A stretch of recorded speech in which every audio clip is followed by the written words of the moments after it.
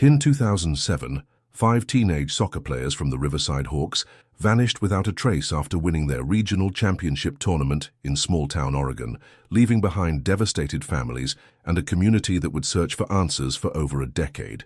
But 16 years later, a groundskeeper preparing the old soccer field for demolition would unearth something buried beneath the penalty box that would finally break open the case that had haunted an entire generation. Gary Williams wiped the morning dew from his weathered hands as he stood at the edge of Riverside Memorial Soccer Field, the early autumn mist clinging to the grass like ghosts of countless games played on this hallowed ground. At 63, Gary had spent the better part of 2 decades maintaining this field, watching young athletes chase their dreams across the carefully manicured turf that stretched before him in the pale October light.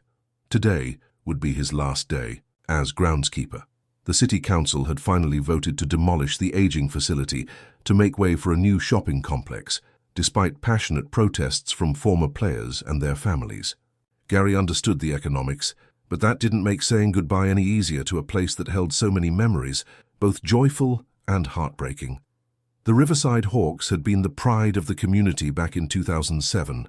The under-16 team had dominated their league that season, led by a group of 5 exceptional players whose names were still whispered with reverence in local sports circles. Jake Moreau, the team captain and striker whose speed had earned him the nickname Lightning.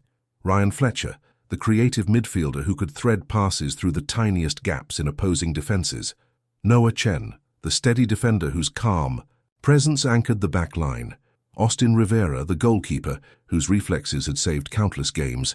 And Cole Thompson, the versatile utility player whose tireless work rate had made him the heart of the team. These 5 boys had formed an unbreakable bond both on and off the field, spending every free moment together, training, studying game footage, and dreaming of professional careers.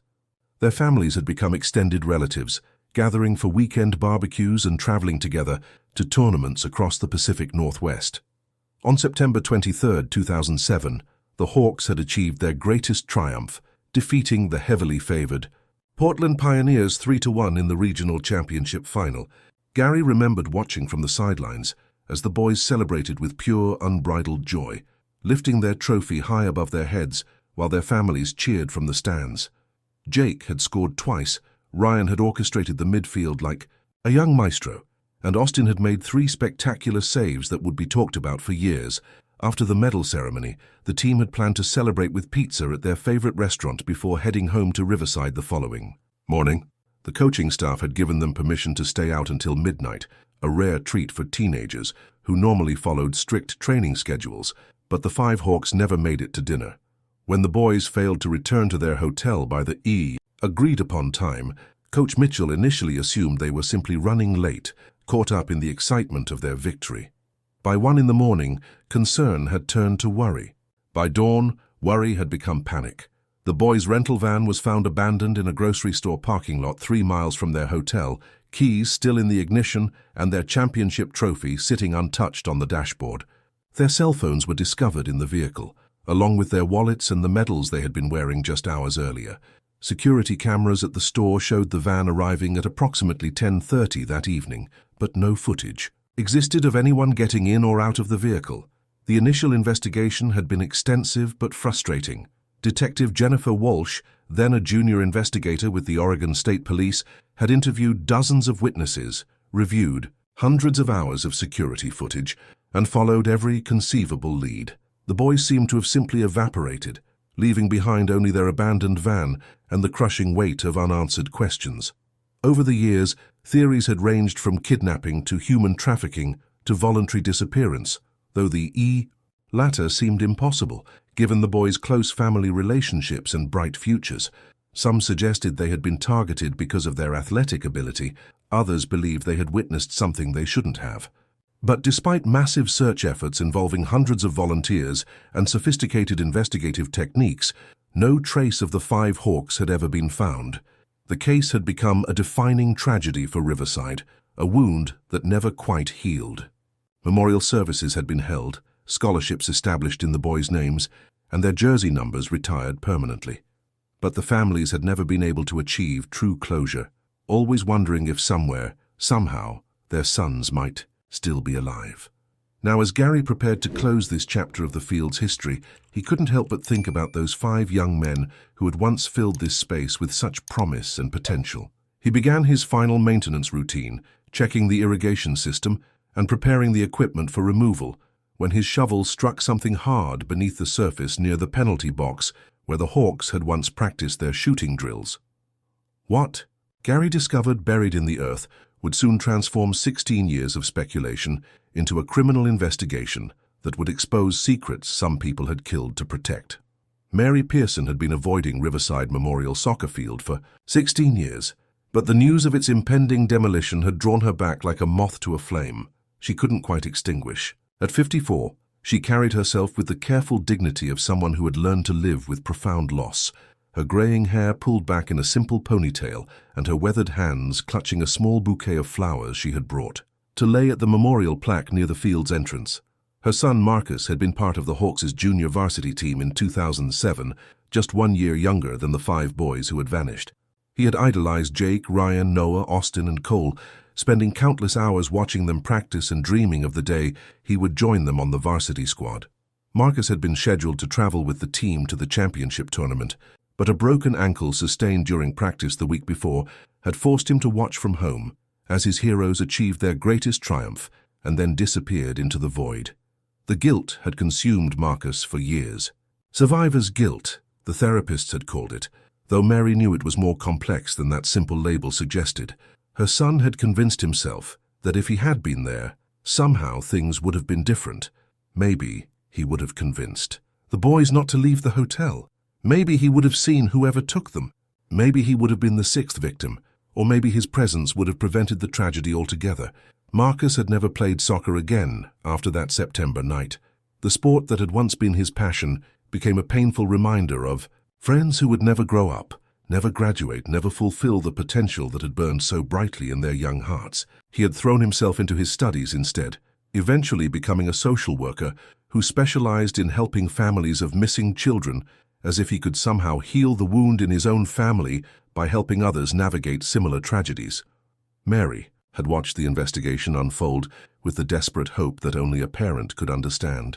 She had attended every press conference, volunteered for every search party, and maintained relationships with the families of the missing boys long after the media attention had faded and the case had gone cold. She knew the details by heart, the timeline of that final evening, the contents of the abandoned van, the theories that had been pursued and ultimately discarded. But there had always been something that bothered her about the official narrative, a nagging sense that important details had been overlooked or deliberately ignored. The boys had been creatures of habit, following strict routines imposed by their demanding training schedule. The idea that they would have spontaneously decided to leave their hotel for an unauthorized adventure seemed fundamentally out of character, especially on the night of their greatest achievement. Mary had tried to share her concerns with the investigators, but as a parent of a teammate rather than one of the missing boys, her input had been considered less relevant. Detective Walsh had been professional and courteous, but Mary could sense the woman's focus was necessarily limited to the immediate victims and their families. The broader community context, the relationships between team members, the subtle dynamics that an observant parent might notice, all of that had been treated as background noise rather than potentially crucial information. Over the years, Mary had developed her own theories about what might have happened that night. She had researched similar cases, corresponded with families of other missing athletes, and even consulted with private investigators who specialized in cold cases. None of her efforts had yielded concrete results, but they had reinforced her conviction that the 5 Hawks had not simply wandered off into the night of their own accord. The demolition of the soccer field felt like a final abandonment of hope, an admission that the community was ready to move on from its darkest chapter. Mary understood the practical considerations, but she couldn't shake the feeling that they were making a terrible mistake. The field had been the last place where the boys had practiced, the location where they had honed the skills that had carried them to championship glory. If there were any remaining clues about their fate, this might be the last chance to uncover them. As she approached the memorial plaque, Mary noticed Gary Williams working near the penalty box, his weathered face creased with concentration as he dug carefully with a small shovel. She had known Gary for years, remembered him as the quiet, dedicated man who had maintained the field with almost religious devotion. He had always been kind to the young players, offering encouragement after difficult losses and sharing in their celebrations after victories. Gary looked up as she approached, recognizing her despite the years that had passed since they had spoken regularly. His expression was troubled, and Mary could see that his hands were shaking slightly as he set down his shovel. Mary asked if everything was all right, and Gary's response would change everything she thought she knew about the disappearance of the Riverside Hawks. He told her about the object he had just unearthed, something that had been deliberately buried beneath the spot where the missing boys had once practiced their penalty kicks, something that suggested their disappearance had been planned far in advance and executed by someone who knew their routines intimately. As Mary looked down at what Gary had discovered, she felt the familiar chill of recognition mixed with the electric thrill of vindication. After 16 years of questions without answers, the soccer field was finally ready to reveal its secrets. What Gary Williams had unearthed from beneath the penalty box was a waterproof metal container, approximately the size of a shoebox, that had been buried roughly 3 feet below the surface. The container was sealed with heavy-duty tape and showed signs of careful preparation, as if someone had taken great pains to ensure its contents would survive years underground. Mary Pearson watched with growing unease as Gary carefully cleaned soil from the container's surface, revealing scratches and dents that suggested it had been hastily buried rather than ceremonially interred. The weight of the object surprised them both, indicating it contained something substantial rather than simple memorabilia or personal effects. Gary hesitated before opening the container, instinctively understanding that whatever lay inside would transform their quiet morning into something far more serious. He suggested they should contact the police before proceeding, but Mary's curiosity overwhelmed her caution. After 16 years of unanswered questions, she couldn't bear to wait another moment for potential answers. Inside the container, wrapped in multiple layers of plastic sheeting, they discovered a collection of items that made no immediate sense but felt deeply unsettling. 5 cell phones, older models that matched the technology available in 2007, were carefully arranged alongside what appeared to be personal identification documents. The phones were not the devices that had been found in the abandoned van 16 years earlier. More disturbing was a leather-bound notebook filled with detailed observations about the Hawks' training schedule, game strategies, and personal habits. The handwriting was neat and methodical, suggesting someone had been systematically studying the team for an extended period. Entries dated back several months before the disappearance, documenting everything from the boys' favorite restaurants to their typical routes home from practice. The notebook contained floor plans of the tournament hotel, detailed timing charts of the team's daily routines, and most chilling of all, photographs of the 5 missing players taken from a distance. During their regular activities, someone had been stalking these young athletes with the patience and precision of a professional predator. Mary found her hands trembling as she examined a photograph of Jake, Ryan, Noah, Austin, and Cole walking together after practice, their soccer bags slung over their shoulders and their faces animated with the easy laughter of friendship. The image had been taken with a telephoto lens from across the street, and someone had circled each boy's face in red ink, numbering them 1 through 5. At the bottom of the container lay a single soccer cleat, size 9, bearing the distinctive wear patterns of a goalkeeper's equipment. Mary recognized it immediately as belonging to Austin Rivera, whose unique habit of dragging his right foot during saves had created a specific scuff pattern on his footwear. The cleat had been cleaned meticulously, but dark stains remained visible in the creases of the leather. Gary retrieved his cell phone with shaking hands and dialed 911, finally accepting that they had stumbled onto evidence in what was clearly a criminal case rather than a missing persons mystery. While they waited for police to arrive, Mary photographed each item with her phone, knowing that these images might be crucial if the physical evidence was somehow compromised.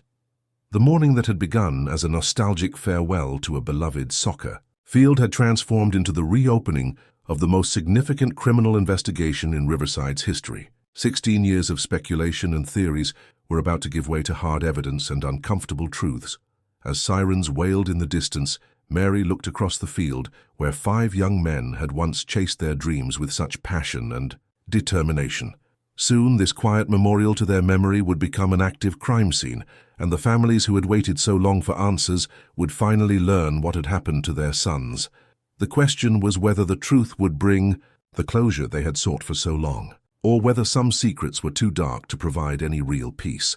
Detective Jennifer Walsh arrived at Riverside Memorial Soccer Field 45 minutes after Gary Williams placed his 911 call, her unmarked sedan, followed by 2 patrol cars and a crime scene investigation van.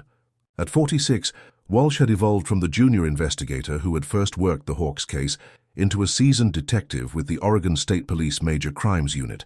But seeing this field again brought back every frustration and sleepless night from 16 years earlier. Walsh had never forgotten the 5 missing boys who had defined the most challenging period of her early career. Their photographs still hung in her office, and she had continued following up on tips and leads, long after the case had officially gone cold. The Hawks' disappearance had taught her that some investigations never truly end. They simply wait for the right moment to reveal their secrets. Gary Williams met her at the field's entrance, his weathered face pale with the shock of discovery. Walsh recognized him from the original investigation, remembering him as a quiet, reliable witness who had provided helpful background information about the team's routines and training schedule. He had been one of the few people who had genuinely seemed to care about the missing boys, rather than the media attention their disappearance had generated. Mary Pearson stood beside the excavation site, clutching her cell phone and looking both vindicated and terrified. Walsh remembered her as well, the concerned parent who had persistently argued that something didn't fit about the official timeline. At the time, Walsh had been focused on the immediate families of the missing boys, but now she wondered if she had dismissed valuable insights from someone who understood the team dynamics better than anyone realized. The crime scene technicians immediately cordoned off the area around the penalty box, while Walsh examined the metal container and its contents. The methodical documentation in the leather notebook sent chills down her spine, representing a level of premeditation that transformed the case from a possible crime of opportunity into something far more sinister. Walsh studied the photographs of the 5 boys, noting the professional quality of the telephoto images and the calculated precision of the surveillance. Someone had invested significant time and resources into studying these young athletes, suggesting motives that went beyond simple, opportunistic kidnapping. The numbering system on the photos implied a selection process, as if the perpetrator had been choosing specific targets based on predetermined criteria. The soccer cleat belonging to Austin Rivera represented the first physical evidence directly connecting the missing boys to a potential crime scene. Walsh ordered immediate DNA testing and forensic analysis, knowing that modern laboratory techniques might reveal information that had been impossible to detect 16 years earlier. While technicians processed the scene, Walsh interviewed Gary about the exact location and depth of the buried container. The placement near the penalty box was clearly deliberate, chosen by someone who understood the field's layout and the team's training patterns. The perpetrator had wanted this evidence to be found eventually, but only after enough time had passed to eliminate immediate investigative leads. Mary provided additional context about the team's pre-tournament routines and the relationship dynamics between the 5 missing players. Her perspective as a parent observer offered insights that the original investigation had overlooked, particularly regarding subtle changes in the boys' behavior during the weeks leading up to their disappearance. Walsh realized that 16 years of technological advancement and investigative experience were about to be applied to evidence that had been waiting patiently beneath the surface. The Riverside Hawks case was no longer a cold missing persons investigation. It had become an active homicide inquiry, with physical evidence and a clear timeline. As the crime scene team worked methodically through the afternoon, Walsh felt the familiar mixture of excitement and dread that accompanied major breakthroughs in long-dormant cases. The truth was finally within reach, but she suspected it would be darker than anyone had imagined. The forensic analysis of the buried container's contents began immediately at the Oregon State Crime Laboratory, where technological advances unavailable in 2007 would finally be applied to evidence that had been preserved underground for 16 years. Detective Walsh personally delivered the items to ensure chain of custody remained unbroken, knowing that any procedural mistakes could compromise the investigation's integrity. The 5 cell phones proved to be the most intriguing discovery. Unlike the devices found in the abandoned van, these phones contained extensive data that painted a disturbing picture of the boys' final weeks. Text messages revealed growing anxiety among the team members about someone who had been following them. though the conversations were cryptic and suggested the boys were trying to avoid alarming their parents. Jake had messaged Ryan 3 weeks before the tournament, mentioning a man who had been watching their practices from across the street. Ryan had responded that he had noticed the same person at multiple games, always alone and always taking photographs. Noah had contributed his own observation about a van that seemed to appear wherever the team traveled, maintaining distance, but remaining consistently present. Austin's messages were more specific and far more troubling. He had documented license plate numbers, physical descriptions, and behavioral patterns of their apparent stalker. The goalkeeper's attention to detail, which had served him so well on the soccer field, had created an inadvertent record of systematic surveillance that the boys had been too young and inexperienced to report to authorities. Cole's phone contained the most disturbing evidence. He had received several anonymous messages in the days leading up to the tournament, congratulating him on the team's success and expressing unusual interest in their championship celebration plans. The messages had come from an untraceable number, but their tone was inappropriately familiar for a stranger, suggesting the sender knew intimate details about the team's dynamics. The leather notebook's forensic analysis revealed fingerprints. That didn't match any of the missing boys, indicating their stalker had been careless in at least one instance. More importantly, handwriting analysis confirmed that multiple people had contributed to the surveillance documentation, suggesting a coordinated effort rather than a lone predator.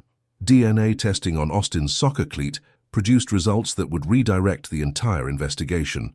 The blood traces contained genetic material from 2 sources, Austin Rivera and someone whose DNA was already in the criminal database. The match identified a man with a history of violence against young athletes, though he had never been considered a suspect in the original investigation. Detective Walsh felt a mixture of vindication and horror as she reviewed the laboratory results.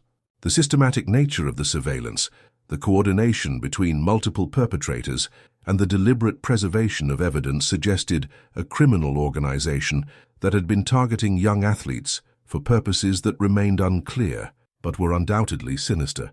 Mary Pearson's instincts had been correct 16 years earlier. The Hawks hadn't wandered off into an unfortunate situation. They had been specifically selected and systematically hunted by predators who understood their routines and exploited their trust. The boys' natural athletic ability and close friendships had made them ideal targets for whatever purpose their captors had intended. The abandoned van now appeared to be a deliberate misdirection, designed to focus investigative attention away from the soccer field where the real evidence had been. Carefully buried, someone had invested significant time and resources into both the crime itself and the subsequent cover-up, indicating planning that extended far beyond the immediate abduction.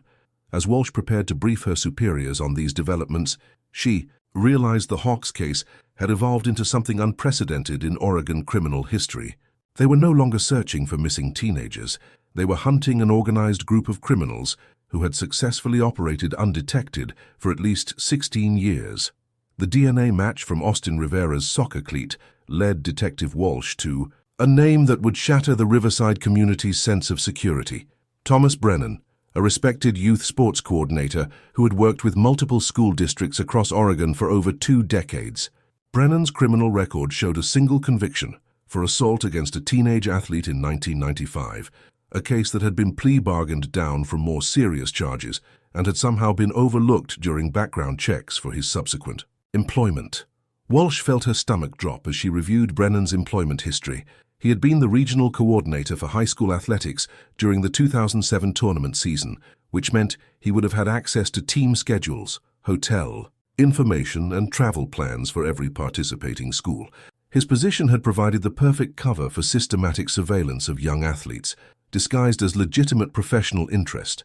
More disturbing was Brennan's current status. He was still employed by the State Athletic Association, still working closely with teenage athletes, and still maintaining the respected community position that had apparently allowed him to operate undetected for years.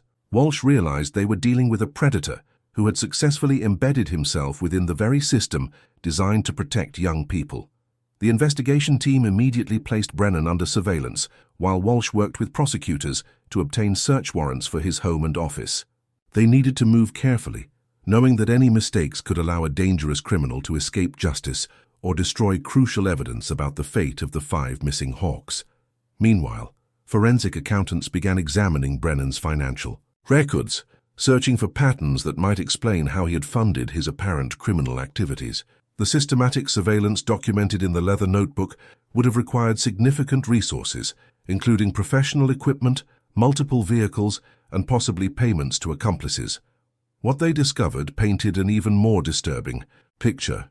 Brennan's bank record showed regular cash deposits that couldn't be explained by his official salary, suggesting additional income from unknown sources. More troubling were periodic large withdrawals that coincided with major youth sports events across the Pacific Northwest, indicating a pattern of criminal activity that extended far beyond the Hawks case. Walsh contacted law enforcement agencies in neighboring states, sharing Brennan's information and asking them to review their own unsolved cases involving missing young athletes. The response was immediate and horrifying. Similar disappearances had occurred in Washington, California, and Idaho, all involving promising teenage athletes who had vanished during or shortly after major tournaments. The emerging pattern suggested that Brennan had been operating as part of a much larger criminal network, possibly involved in human trafficking, specifically targeting young athletes. Their physical conditioning, mental discipline, and relative isolation during travel made them ideal victims for purposes that Walsh didn't want to contemplate. Mary Pearson proved instrumental in developing the investigation strategy.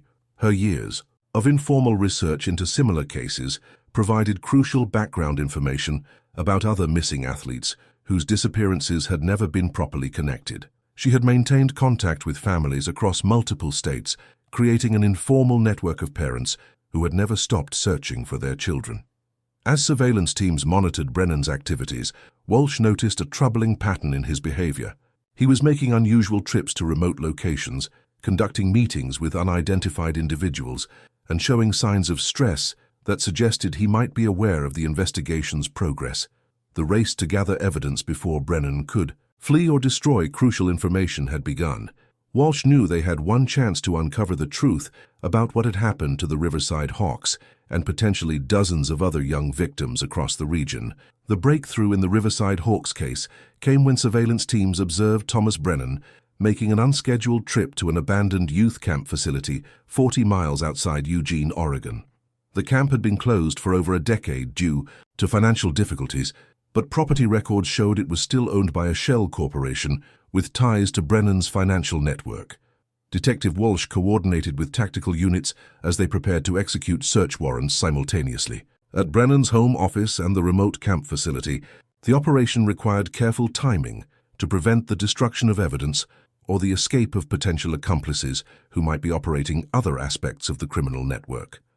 The search of Brennan's home revealed a sophisticated command center, hidden in his basement, complete with surveillance equipment, detailed files on dozens of young athletes, and most chilling of all, a wall covered with photographs of missing teenagers from across the Pacific Northwest. The Riverside Hawks occupied a prominent position in this gallery of victims, their championship team photo surrounded by individual surveillance images taken during their final weeks.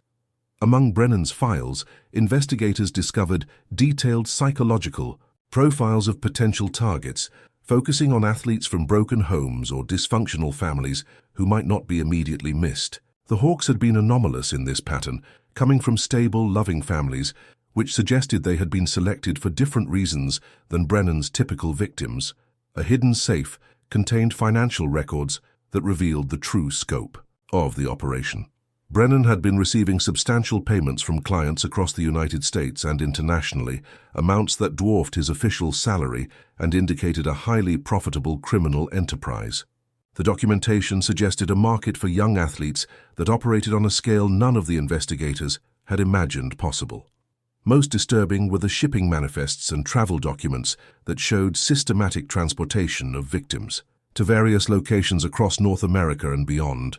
The Hawks' names appeared on documents dated shortly after their disappearance, indicating they had been moved quickly and efficiently through a network that had clearly been operating for years.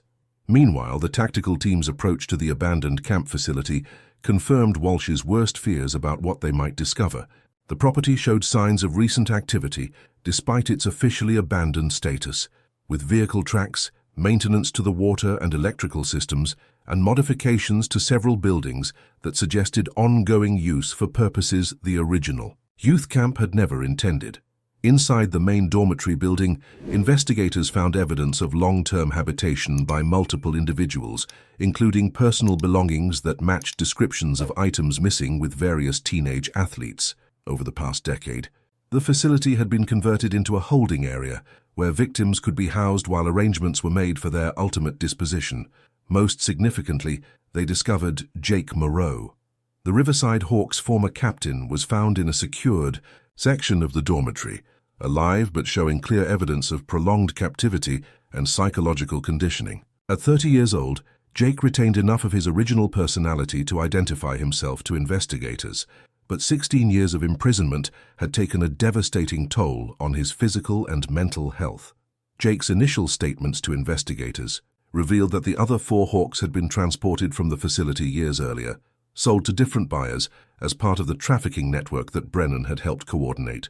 He had been kept at the camp because his aggressive attempts to escape had made him unsuitable for the network's typical clients, but too valuable as leverage to simply eliminate.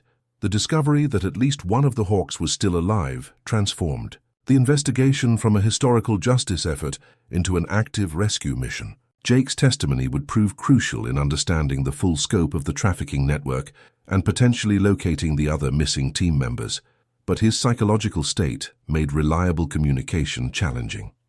As medical teams worked to stabilize Jake for transport to a secure hospital facility, Walsh realized they had uncovered only the tip of an iceberg that extended far deeper into organized crime than anyone had suspected.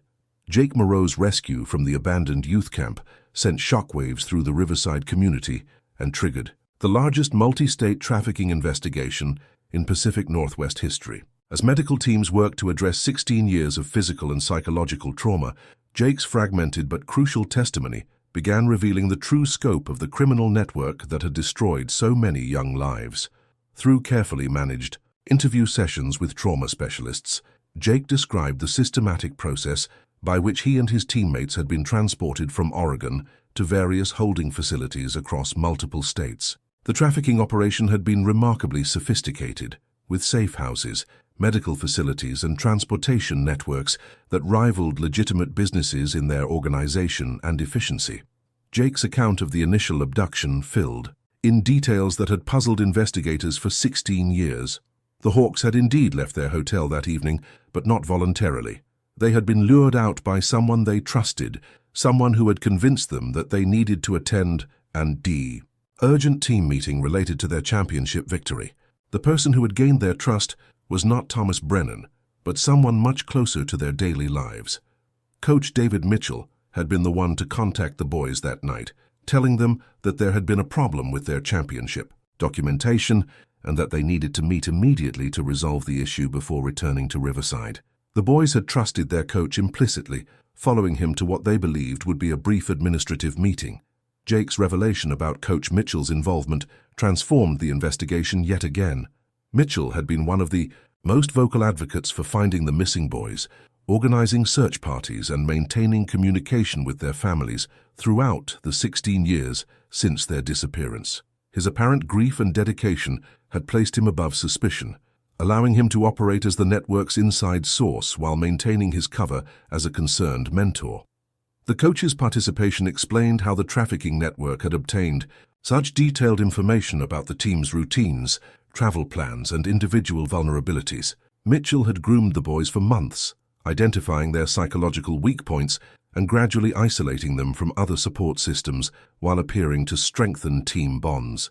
Detective Walsh immediately issued arrest warrants for Mitchell, but the coach had vanished from his Riverside home sometime during the night. His disappearance suggested that the trafficking network maintained sophisticated communication systems that had alerted key personnel to the law enforcement operation at the camp facility. Financial investigations revealed that Mitchell had been receiving substantial payments for over 2 decades, indicating his involvement in the trafficking network extended far beyond the Hawks case. Bank records showed regular deposits that coincided with the disappearances of young athletes from various schools, where Mitchell had coached or consulted over the years. Jake's description of the other Hawks' fates provided the most heartbreaking Information for the families who had waited so long for answers. Ryan Fletcher had been sold to buyers in Eastern Europe within months of the abduction, while Noah Chen had been transported to clients in Southeast Asia. Austin Rivera had initially been kept in the United States, but had been moved to South America after attempting to contact his family. Cole Thompson had been the youngest and most adaptable, making him valuable to buyers who had specific requirements for victims who could be more easily controlled. The international scope of the trafficking network necessitated coordination with federal agencies and international law enforcement organizations. The FBI's Human Trafficking Task Force took operational control of the investigation, while Interpol began coordinating efforts to locate the other hawks in countries where they might still be held. Jake's physical condition reflected the long-term effects of captivity and abuse, but his survival provided hope that the other team members might also still be alive somewhere within the network's global operations. His detailed knowledge of the camp's operations and the people who had controlled his life would prove invaluable in dismantling the entire criminal organization. As news of Jake's rescue reached the Riverside community, the revelation about Coach Mitchell's betrayal created a crisis of trust that would take years to resolve. Parents questioned their judgment, athletes wondered about their own safety, and the entire foundation of youth sports in the region faced scrutiny that would fundamentally change how programs were administered and supervised. The international manhunt for the remaining Riverside Hawks intensified as Jake Moreau's testimony provided crucial details about the trafficking network's global operations.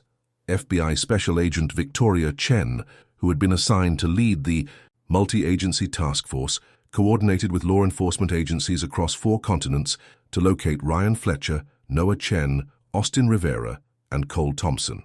Jake's recovery continued under heavy security at a specialized facility for trafficking survivors, where trauma specialists worked to help him process 16 years of captivity while extracting information that could save his former teammates. His detailed memory of overheard conversations, guard rotations, and facility layouts provided investigators with their first comprehensive understanding of how the network operated. The breakthrough came when Jake remembered a conversation between traffickers about a high-value package being moved to a facility in Romania. He had understood the reference to apply to Ryan Fletcher, whose soccer skills had apparently made him particularly valuable to buyers who operated illegal sporting competitions in Eastern Europe. The information allowed Interpol to focus their search on underground football leagues that used trafficked athletes as involuntary participants. Romanian authorities raided a compound outside Bucharest based on intelligence derived from Jake's testimony and financial records seized from the trafficking network. What they discovered validated the worst fears about the fate of missing young athletes while simultaneously providing hope for recovery and justice. Ryan Fletcher, now 31 years old, was found alive, but in circumstances that demonstrated the psychological control the traffickers had perfected over their victims. He had been forced to compete in illegal matches for over a decade, his exceptional skills generating substantial profits for his captors, while his movements remained strictly controlled through a combination of physical isolation and psychological manipulation. The reunion between Jake and Ryan at the secure medical facility was both heartbreaking and inspiring, as 2 survivors of unimaginable trauma found strength in their shared history and mutual support. Ryan's testimony corroborated Jake's account of their initial abduction and provided additional details about the network's European operations that would prove crucial in locating other victims.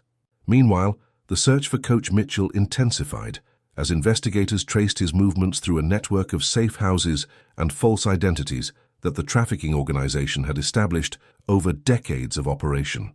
Financial analysis revealed that Mitchell had been one of the network's most valuable assets, using his position in youth athletics to identify and deliver victims while maintaining perfect cover as a respected community figure. The coach's capture came through an unexpected source when Mary Pearson, who had continued her own investigation parallel to law enforcement efforts, identified Mitchell's vehicle at a remote cabin in the Oregon Cascades. Her years of researching missing athlete cases had made her familiar with patterns that even experienced investigators might miss, and her determination to find answers had never wavered, despite the official discovery of Jake.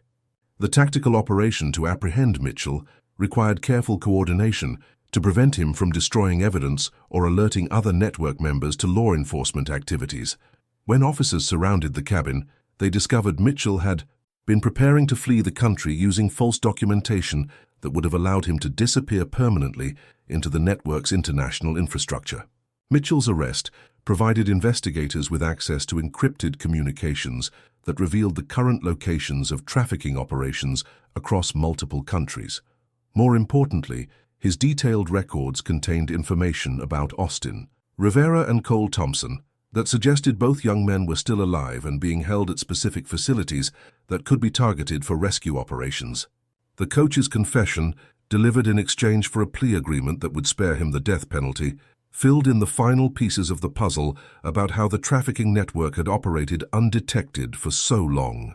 His betrayal of the Hawks had been part of a systematic program that had claimed dozens of young athletes over more than 2 decades, generating millions of dollars in profits while destroying countless families. As international rescue operations began targeting the facilities where Austin and Cole were believed to be held, the Riverside community prepared for reunions that would mark both the end of a 16-year nightmare and the beginning of a long healing process for survivors and families alike. The coordinated international rescue operations launched simultaneously across 3 continents, with teams targeting facilities in Colombia, where Austin Rivera was believed to be held, and a compound in Thailand, where intelligence suggested Cole Thompson had been taken. The operations required unprecedented cooperation between law enforcement agencies that had never worked together on cases of this complexity and scope. Austin Rivera's rescue from a remote facility in the Colombian mountains proved successful. After a joint operation between FBI agents, Colombian National Police and local military units, at 31 years old, Austin bore the physical and psychological scars of 16 years in captivity, but his survival represented another miraculous victory against the trafficking network that had stolen his adolescence and young adulthood. Austin's condition differed significantly from both Jake and Ryan's experiences, reflecting the varied ways the trafficking network had exploited their victims' particular skills and characteristics. His goalkeeper training had been perverted into a different kind of performance, as he had been forced to participate in dangerous exhibitions that showcased athletic ability for the entertainment of wealthy clients who paid substantial sums to witness such displays. The psychological conditioning Austin had endured was perhaps the most severe of the 3 survivors, as his captors had systematically destroyed his sense of identity and replaced it with complete dependency on their approval and direction. His initial interactions with rescue teams were marked by confusion and terror, as he had been taught to fear any deviation from the routines his captors had established. Meanwhile, the operation in Thailand faced more complex challenges when the targeted facility was found to be empty, with evidence suggesting that Cole Thompson had been moved recently, possibly in response to the network's awareness of law enforcement activities. The discovery of personal items confirmed that Cole had been held at the location, but his current whereabouts remained unknown. The setback in Thailand highlighted the sophisticated intelligence capabilities of the trafficking network, which had apparently maintained communication systems that allowed rapid response to threats against their operations. The fact that they had successfully moved Cole while leaving Austin vulnerable in Colombia suggested a hierarchical system that prioritized certain victims over others based on factors that investigators were still trying to understand. Jake's reunion with Austin at the secure medical facility provided both men with crucial emotional support as they began the challenging process of readjusting to freedom after 16 years of captivity. Their shared experiences created a bond that trauma specialists recognized as essential for long-term recovery, though both men faced years of therapy to address the psychological damage they had sustained. Austin's testimony added new dimensions to investigators' understanding of the trafficking network's operations, particularly regarding the international movement of victims and the sophisticated methods used to maintain control over them across different countries and legal systems. His account of being transported through multiple South American countries revealed a pipeline that had been operating for decades with minimal interference from law enforcement.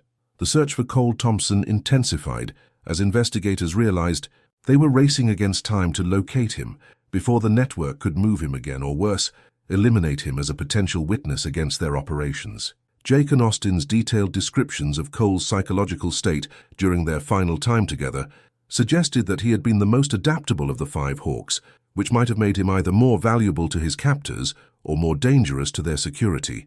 Ryan Fletcher's continued recovery in Romania proceeded more smoothly than his teammates' situations, as European authorities had extensive experience dealing with trafficking survivors and had developed specialized programs for long-term rehabilitation.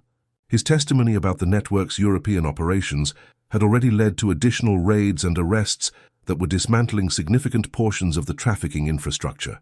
The three survivors' accounts painted a picture of a criminal organization that had operated with virtual impunity for decades, generating enormous profits while destroying hundreds of young lives across multiple continents. The investigation had exposed only a fraction of the network's activities, but each rescued victim provided information that led to additional operations and the potential recovery of more trafficking survivors. As the search for Cole continued, the families of the Hawks prepared for reunions they had never dared hope might be possible, while simultaneously grappling with the knowledge that their children's suffering had been far worse than they had ever imagined. The final breakthrough in locating Cole Thompson came from an unexpected source, when human rights investigators monitoring illegal detention facilities in Myanmar discovered documentation that matched his physical description and approximate age. The facility, operated under the guise of a rehabilitation center for troubled youth, had been holding multiple trafficking victims from various countries while using them for forced labor and other exploitative purposes. International pressure from the FBI task force and human rights organizations forced Myanmar authorities to allow inspection of the facility, where investigators found Cole Thompson after 16 years of captivity. At 30 years old, Cole had endured perhaps the most complex psychological conditioning of all the Hawks, having been moved through multiple countries and forced to assume various identities while serving the network's diverse criminal enterprises. Cole's rescue required delicate diplomatic negotiations, as the Myanmar facility housed victims from multiple trafficking networks and countries of origin.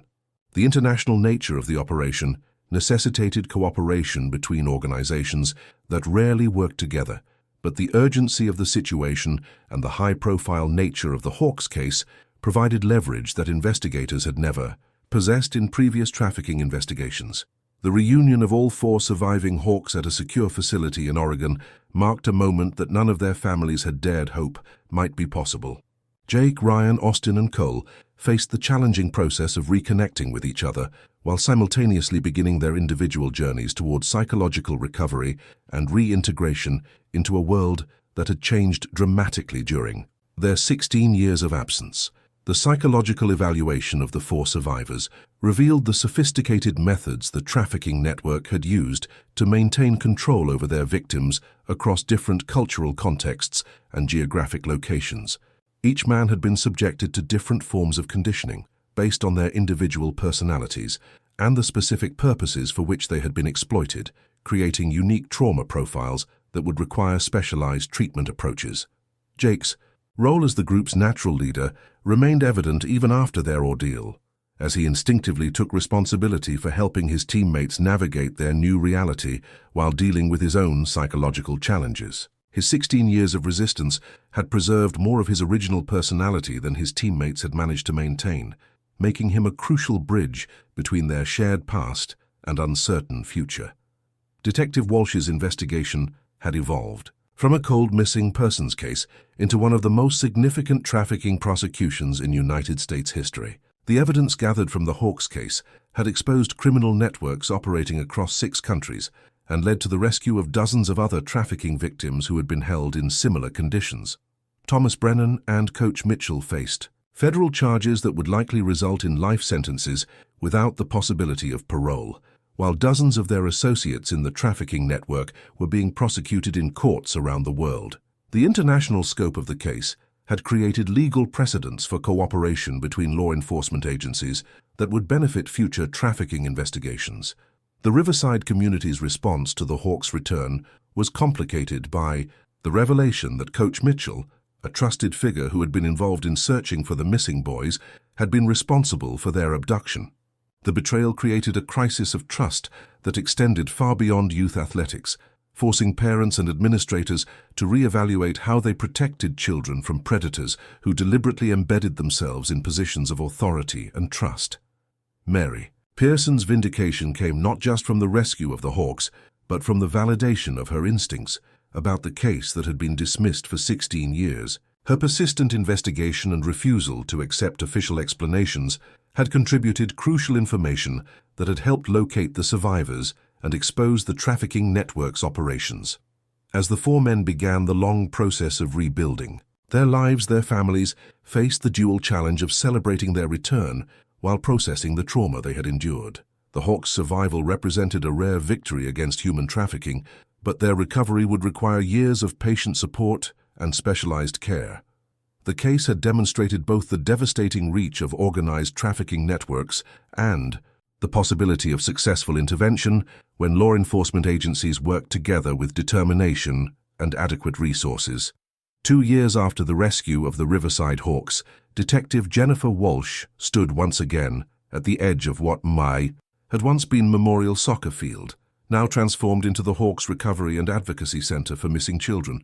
The facility housed counseling services, legal aid resources, and a national database for tracking missing young athletes that had already helped locate dozens of trafficking victims across the country. The 4 survivors had each chosen different paths in their recovery journey, but all had found ways to transform their trauma into purposes that honored both their lost years and their miraculous return. Jake Moreau had become a spokesperson for trafficking survivors, working with international organizations to train law enforcement agencies in recognition and response protocols. His natural leadership qualities, preserved through 16 years of resistance, had made him an effective advocate for policies that protected young athletes from predatory recruitment. Ryan Fletcher had returned to Europe, where he worked with rehabilitation programs for trafficking survivors while slowly rebuilding his relationship with soccer on his own terms. He coached youth teams in Romania, using his experience to teach both athletic skills and personal safety awareness. His journey back to the sport that had once defined his identity demonstrated the possibility of reclaiming joy from activities that had been weaponized by his captors. Austin Rivera had found peace in counseling other trauma survivors, his experience as a goalkeeper translating into an intuitive ability to protect vulnerable individuals during their most difficult moments. He had married a fellow survivor he met during treatment, and together they had established a foundation that provided specialized therapy for victims of long-term captivity and psychological conditioning. Cole Thompson had perhaps traveled the most difficult path, as his years of forced identity changes had left him struggling to rediscover who he had been before his abduction. He worked with researchers studying the effects of prolonged psychological manipulation, contributing valuable insights while slowly rebuilding his sense of self through art therapy and meditation practices.